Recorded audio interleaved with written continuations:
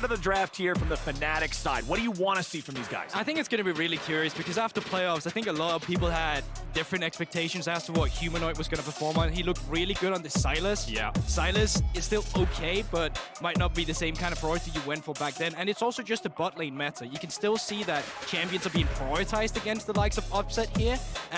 But looking at what we saw in our first game, it was all about the junglers when it came to first pick. Now we're still picked up. So I think play-ins teams are still figuring out what they really want to do. All right, so let's check in at least what the bans are looking like here in the first half. Hecarim, Akali, Ornn banned out by Fnatic. Evil Geniuses remove Kalista and Yuumi. A little bit of time left to go on that third one. What is the final of the first half going to be? Sejuani banned away. Seems like a lot of Sejuani bans coming through. The Hecarim as well. Big respect ban to Inspired. Even back when he was in Europe, winning the LEC MVP, it was a lot of Hecarim-type champions. And just instantly a first pick Aatrox coming through from Wunder. Wunder that actually had to play a lot of weak side most recently in a lot of the games that he was playing. So it's really curious to see that this is what they opt in for immediately. A champion that I'm expecting to see at some point will be that Maokai in the top lane as well. He's become super strong for tanks to play against also. And hey, look at that being hovered right there. The Caitlyn that we saw banned out earlier. I know this is a champion that's been getting a lot of attention in Champions Queue as well. It makes it through the first phase with only one marksman ban focused on that Kalista. This is going to be the first lock into the tournament for Kaori. And that's a big part of it, is the fact that Kaori is the sub coming in, instantly giving a champion that you have to play around. You know, Caitlyn, for the longest time, is you push waves, you make sure you have cryo, you make sure you have vision, so you can kind of go this fast push. You want to obliterate turrets, and you want to have a lot of tempo in the game. Even with the buffs that came through, that's still kind of her identity. And it's really curious to see now as well that Graves will be the champion locked in here. Graves is usually one of these junglers that he doesn't facilitate lanes. Lanes are trying to facilitate him. Yeah. For the longest time, that was the style that Razork wanted to play, yeah, but he couldn't play in this team. So the fact that you currently see him be on the Graves means that Fnatic also needs to show now that it's not just Razork on a Poppy or something facilitating that needs to help you like he did in playoffs. Now you need to give him the resources as well. Yeah, they were the highest goal difference at 15 in playoffs for LEC. They were up over 1,000, around 1,200, and a lot of that felt like both Upset being an absolute god on Lucian, as well as Razork's really good early ganks. The fact that you're on this Graves will mean that it's a bit of a different style. Alrighty, so we've got the Graves, the Viktor, the Aatrox, the top half of the map, drafted for Fnatic. On the other side, things are very different. They've got the Sylas, and then Caitlyn Rhuckz, one of those long-range, really oppressive bottom lanes that likes to take control really early. Yeah, and it's usually a lane that wants to be able to have the push on you. That's why you also see champions like Karma be banned out, because you can actually contest the wave push coming in. But it's also a lane that dictates the style of where the team wants to play. You want to break open the first turret and move around. So they need to make sure that they're containing the bot lane of Fnatic, which arguably is also the strongest side of Fnatic too. Misfortune, who's been a strong champion, is still left open. Aphelios, who's also starting getting some play, is also there. So I still feel like Upset has tools, but it's definitely EG bringing out a power pick down with this bottom lane duo.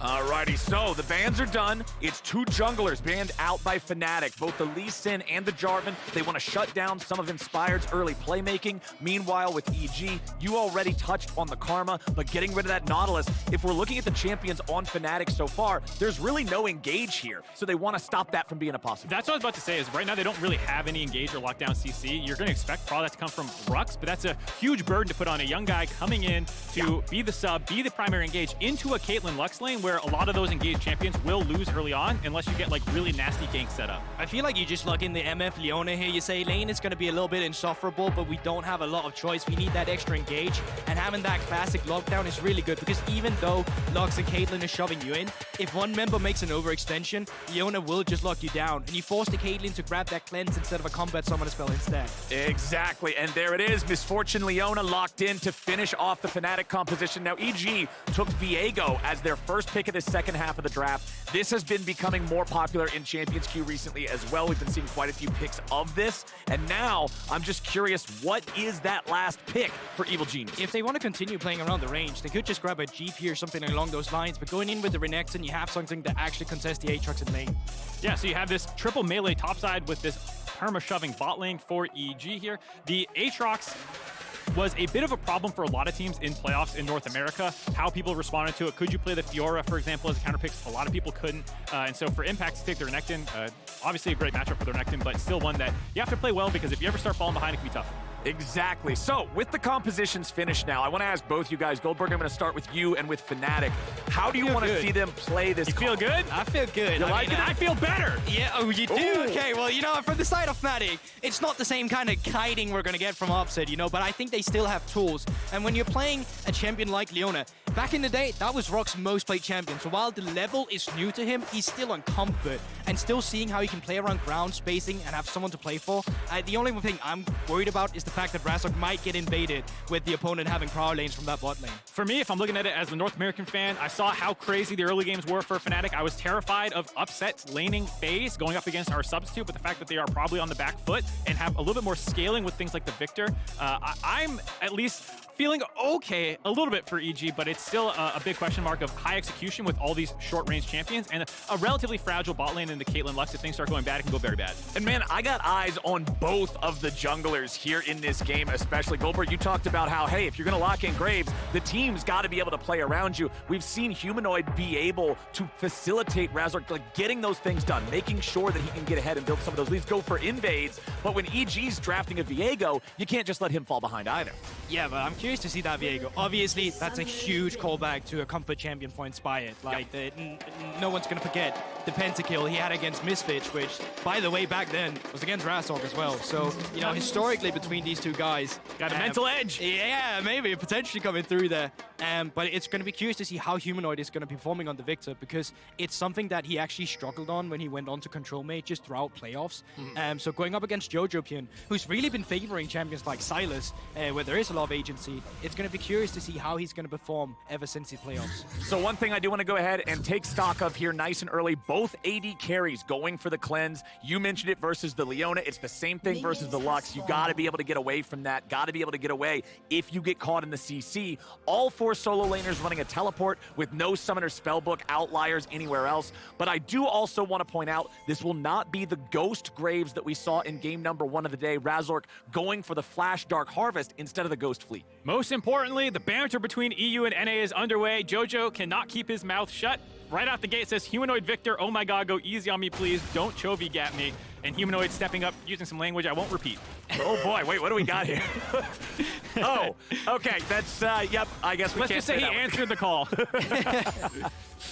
I love to see it. I love to see it. I love having that banter online nice and early. Both of our junglers are starting on the top half of the map, expecting them to path downwards, and we're expecting this Evil Geniuses bottom lane to really be controlling the pace of things on the lower half of Summoners. Yeah, just how that bot lane is going to be panned out. When you're playing Rhuckz and caitlyn into a lane like Leona, like the first few levels as Leona, they're just going to suck. You're not going to have much access to the wave. You're trying to come up, proc your little support item, get some gold, but in the end, you will get pushed in.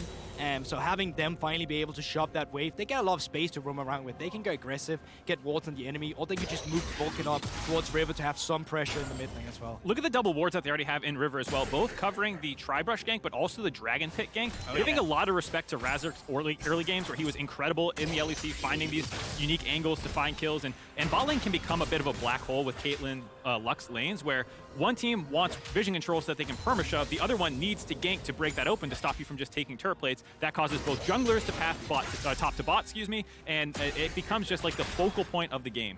And we even know from seeing Fnatic play before, Razork's the kind of guy who will make sure he's trying to fix these lane states, get everything where it needs to be for the rest of the squad, but it is difficult when you're just stuck behind this massive war machine that is Caitlyn and Lhuckz in the bottom lane like you're talking about. It's miserable to play against. We're just seeing everything here right now. It's EG with control over the side lanes. Mid lane going to be the push for Humanoid against Jojopyun nice and early here. Viktor having that little bit of an edge over Sylas to get that one crashed in.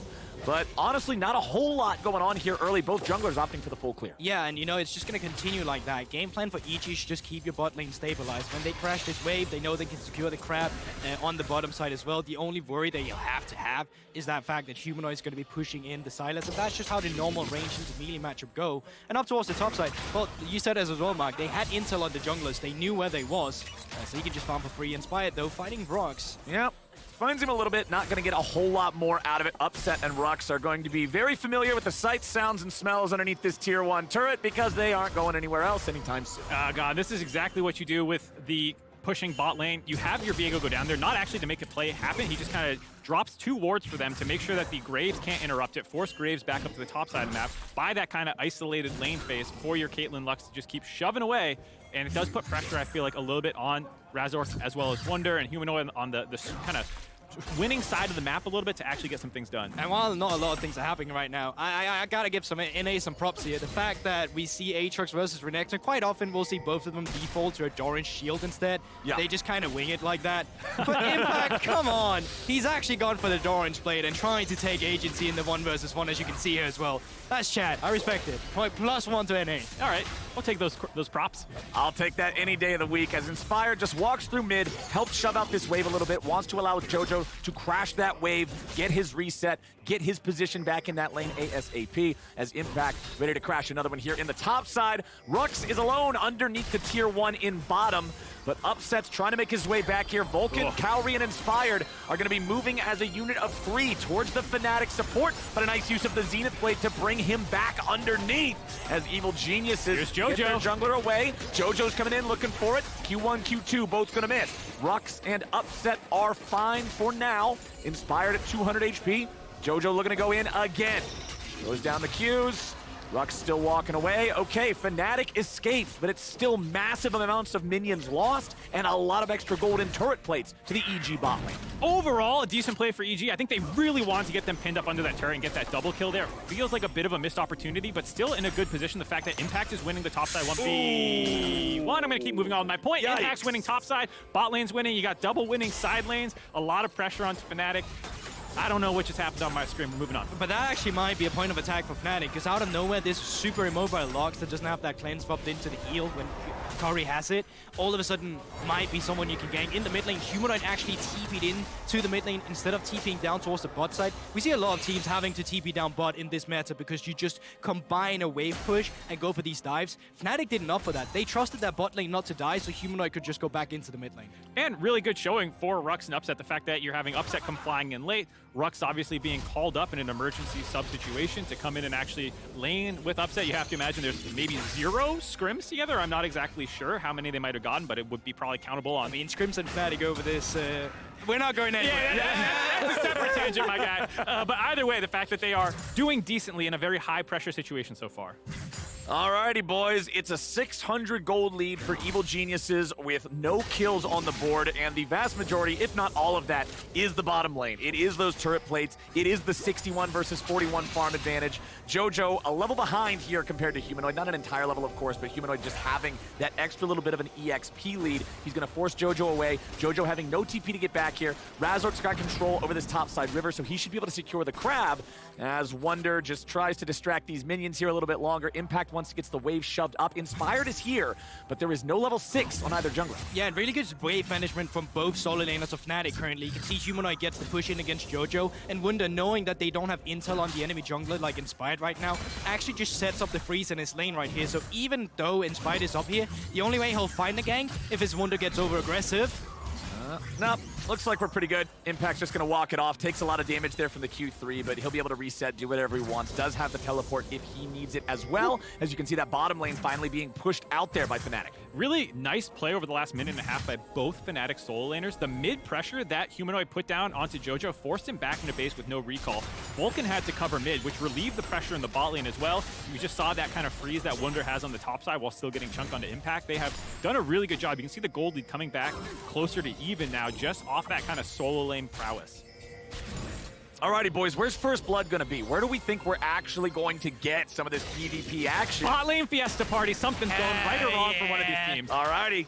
That's what I like to hear. We'll see if anybody moves their way down there, as we do have Inspired and Razork both hanging around the mid lane. Level 6 for both junglers. But actually, this could be curious as well, because EG actually have a bot lane that can shove in. So if you shove in your bot lane right now, you get Vulcan on a reset. You have that first rotation up towards the Herald. Maybe you force a skirmish that actually favors you there, especially because Humanoid continues to have that push. So leveraging the fact that your bot lane can move is something to go for, but it looks like they're just going to continue to try and get some extra gold by chunking down the plates. While on on the top side as well, even Wunder is forced to recall, so I wonder if EG sees the situation to commit here. Well, Inspired finds a quick stun on a Humanoid, but now he's got to be careful. Razork with the immediate punish, and they force out the defensive Viego ulti. Jojo dashing himself back over the Raptor wall. Uses E2 to get to the minions. There's the ulti from Humanoid. Evil Geniuses, they end up taking a big chunk of damage here on their mid laner, Jojo. Oh my god, Humanoid, I was worried about the Viktor. He said, please don't Chovy at me. It's happening a little bit. This black hole in mid lane pulling so much pressure down towards him. Impact getting his ult forced? I don't think it was a force as much as he thought maybe finger? he was gonna go in on Razork there, but it didn't happen. Meanwhile, in bottom lane, a lot of damage done to Vulcan.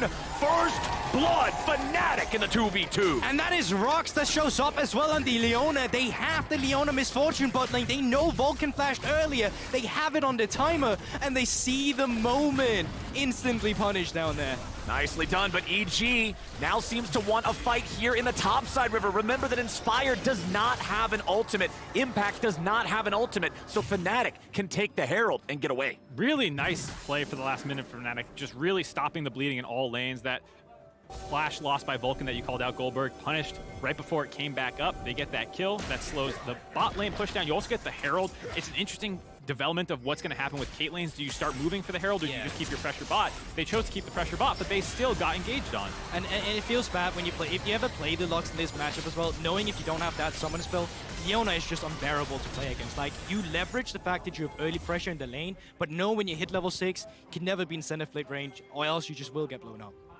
Really, really nice stuff, being able to not only get that kill, but force the flash out of Kaori as well. And it's all about maintaining the threat of another kill as soon as they've got those resources available once more. That's what they got to be ready to do. They must be able to all in this incredibly oppressive poke lane that does still have about a 25 CS lead for Kaori over Upset. But the lane is still going to go, like, you're still shoving in with a Rhuckz, right? And because of that, they are getting access to the river right now, where you can just start off the first neutral objective, at least from EG side, by getting this Cloud Drake for themselves. So there's still lots to play for EG. It's not like the bot lane is all of a sudden shut down. You don't lose, you know, the game outright, but you do have that hiccup in tempo, which can slow things down, because ideally after you crack bot turret, you want to start moving top and whatnot. The fact that top lane's already starting to turn in Wunder's favor, we see a Gore Drinker for Impact instead of what has been kind of becoming more popular with Blade of the Rune King and then into Sunfire, for example. So not quite as strong in the 1v1, and Wunder's been taking advantage of him.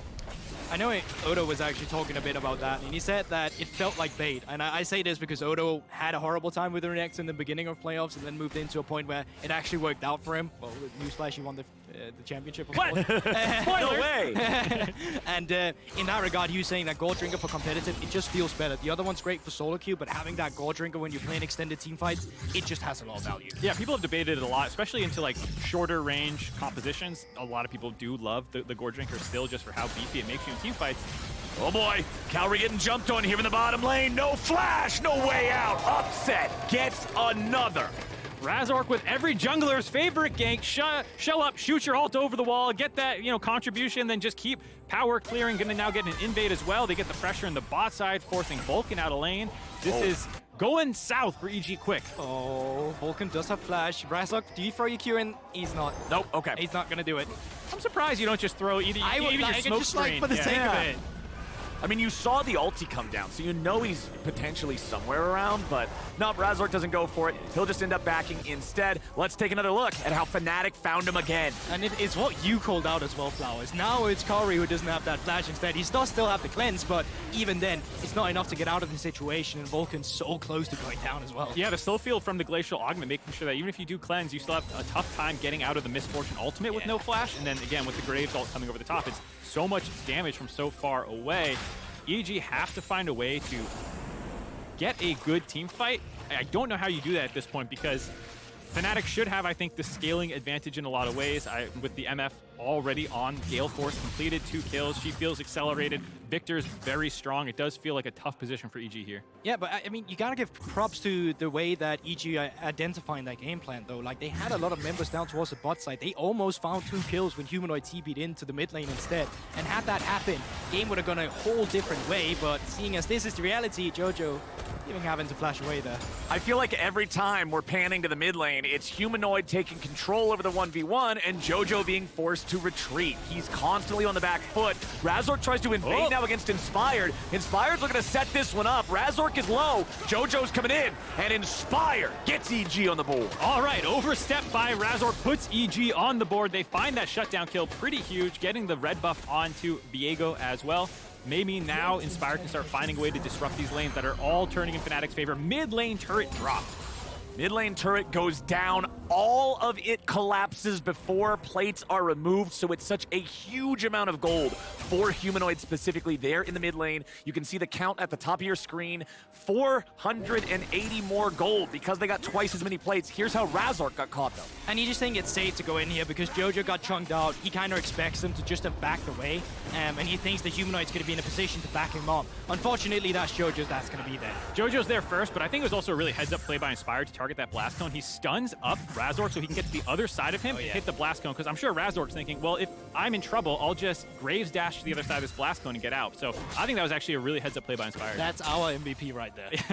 What do you mean? That's Our MVP, my brother. Your MVP? You know, the meme image with the, you made this, I made this. Exactly. The only man to do it in both regions, as Upset feeling plenty comfortable down here in the bottom lane now. That 25 CS lead has largely disappeared. Razork going to take a little bit of damage there from Vulcan's ulti, but considering EG's bottom lane are 0-1 and 0-1, it's not too surprising when we look at the total gold. It's 3 Fnatic players topping the charts. Also, with the fact that you have so much mid control from Humanoid, it does make it harder for your bot lane to even push aggro the way it wants to, kind of brain off AFK permashove. With mid lane already broken, with Humanoid controlling mid lane, it's so difficult to want to get that shove because they'll always have first move on Jojo. And this is where you might see some Fnatic specials as well. They're not necessarily only looking for neutral objectives. You open up the mid lane, Humanoid can push it out, and you start invading enemy buffs instead. Oh boy, World Ender versus World Ender. Impact flashes for the stun. Wunder continues running away.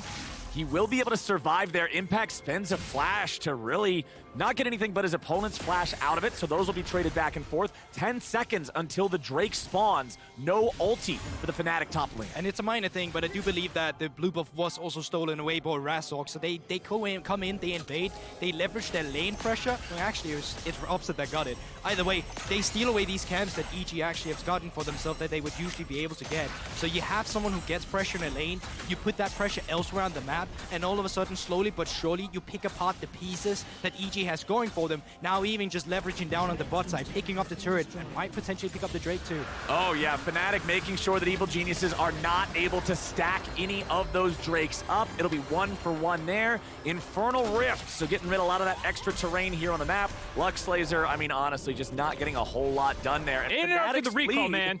Fnatic's lead is 4,000 gold almost. And I was going to ask you about that, because I feel good right now, Mark, but make me feel worried. I can't. Yes! You guys are going to int it Baron. That might be true. We saw Matt do it today. Why not do it twice? Yeah, that looked fun. They still won the game, and you should try it. Do it, Fnatic. You won't. Now, speaking of Baron, it's not there yet, but Rift Herald still is. And now with the members being able to move around the map, both lane teams have actually put their bot lane in the mid lane to try and contest the push more efficiently with 2 members. But Fnatic is still the team with the lead, and because of that, they are the ones starting up the Rift Herald. Yeah, you see EG not looking like they're really going to contest it at all. Doesn't look like they're going to move. Jojo is recalling. I think yes, TPN could join in, but not the case. And for Fnatic, you know, they were the super team that came together. Felt like a lot of people were disappointed with their play. Don't say that word. Super team, greatest team ever. It's a bad word here. But I will say, they did seem to start peaking at the right time from the disappointing first regular season finish. And while third is obviously not what they wanted, that lower bracket run started to show signs of life of how good this team could be. And I feel like if you're peaking at Worlds, that is probably the time to do it. You can erase a lot of bad history of how your year went if you're able to have a good showing at the most important tournament. I mean, Absolutely. We've seen it before so many times as well for the teams that would, I mean, EDG is one example as well, of course, where it's just like, well, who's really going to count them on? And all of a sudden they're in finals and they not reverse sweep, but take down one as well. So definitely, like, the entire track record you've had as a team can be washed away by having the success towards the end of the year.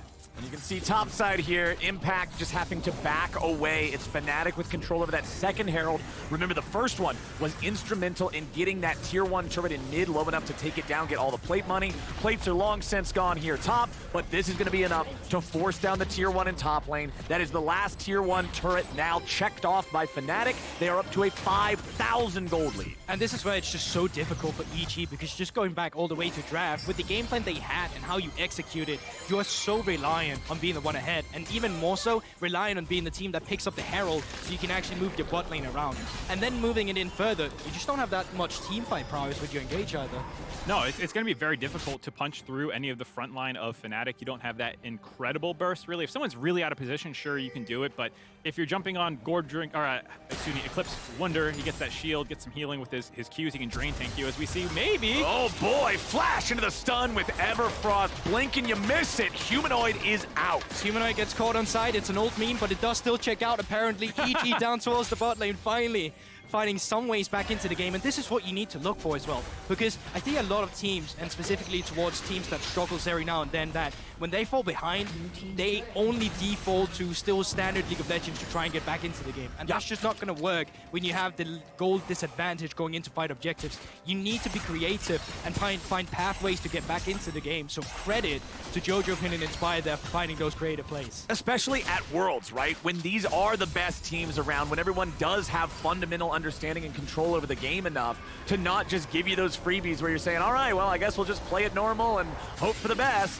I like to see them making these moves. I like to see them being creative. Evil Geniuses has relied so much in North America on betting on themselves and their mechanics. They're a team fighting squad. They will take close encounters and say, hey, we'll outplay, we'll make it happen, but they gotta at least make the game close enough to feel confident in doing that, and Fnatic still commands an impressive lead. Yeah, EG are a very scrappy team. Their team fight coordination is what made them so good in North America. For Fnatic, you talk about the individual prowess, maybe not being always on the same page with their decision making. You maybe moved out of the comfort zone. This is the copium angle. Yeah, the laning phase, they're incredible.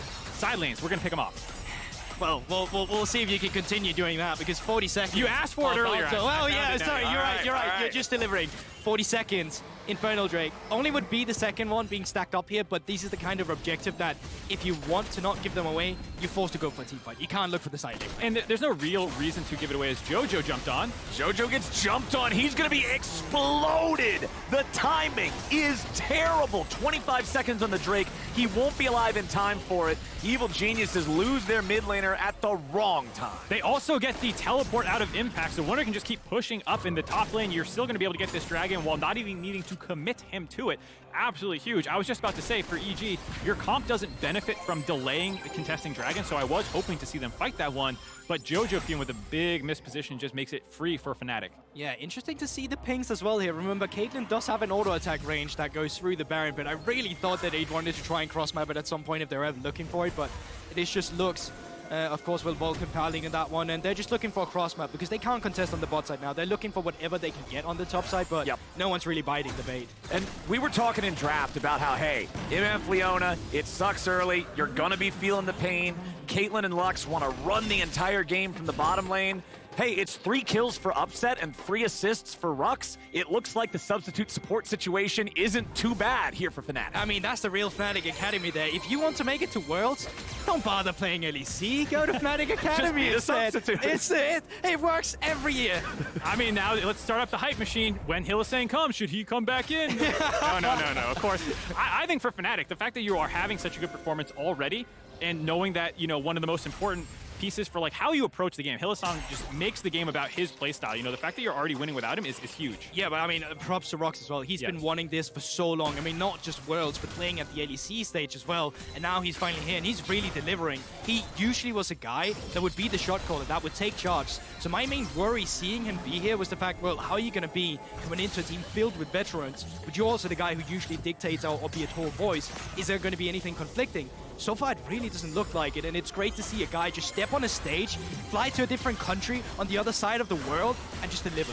And in such an important game, too, when we're talking about this group and we're talking about how everybody's favorites for it are Evil Geniuses and Fnatic, getting that head-to-head advantage over them, taking the 1-0 here on day one. Absolutely huge for the results and the consequences of the group stage. Yeah, the consequences are the big thing. Yeah, number one gets out scot-free. The concern is also not just your own group, but Group B, how stacked that is. DRX, RNG, Mad Lion, Saigon Buffalo. You'll have to beat one of those teams most likely in a best of 5 if you are not topping your group. So this game is critical for these teams, one, to start the group outright, but then also to have any potential tiebreaker scenarios that might come.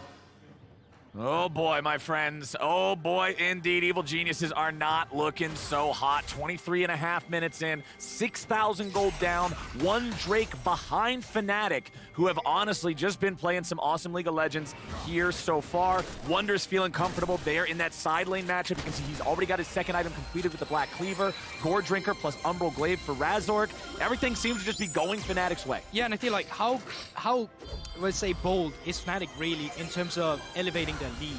Because quite often, once again, they'll try and look for invades. Might not have to. Oh boy, Inspired could be in a pretty precarious situation here. Yes, he is. Now we got even more problems. It's bullet time! Razork gets another, and that's gotta just be an easy Baron for the LEC team. And I was talking about how they needed to look for a potential invade. Red buff is spawning in 10 seconds. Usually that's a point of contention you could go for, but Inspired and the rest of EG just walking into the river where it's just not their territory any longer, gifting them the kills, and in essence, also giving them the Baron. Had his ult and flash available. That's why I think Inspired felt safe to kind of walk into that river, but just too much damage came out too quickly. The CC as well for Fnatic gets that pick off. No jungler, easy Baron, looking super clean for Fnatic this game. And I mean, Razork just pops the sweep, but sees him coming in here, and if you don't start the ultimates, the flashes at this point in time, you're just not living. And then I think it's really good presence of mind from Rhuckz as well, just immediately spotting the EG bot lane to get another pick, burn a few summoner spells as well from Kaori, getting out that cleanse. So still looking super good for Fnatic, and EG slowly but surely feeling the grasp of the game. Alrighty, if it was bad before, it is hellacious now. About 9,000 gold is Fnatic's lead. Mark, are we in a spot where they can even come back through without a major throw from Fnatic, or is this going to require some sort of misexecution? TB. Oh no. Oh no, look away, North American fans. Just turn your heads a different direction. I've never seen a teleport be responded with a teleport like that. Yeah, so that's... It was a bold choice because they take the same amount of time. Let's see how it plays out for him. They take the same amount of time to complete. So you going second means that he's always going to show up first. And both members that have teleport have a way to interrupt you. Exactly. So very bold decision. We'll see how it works out. Well, we saw.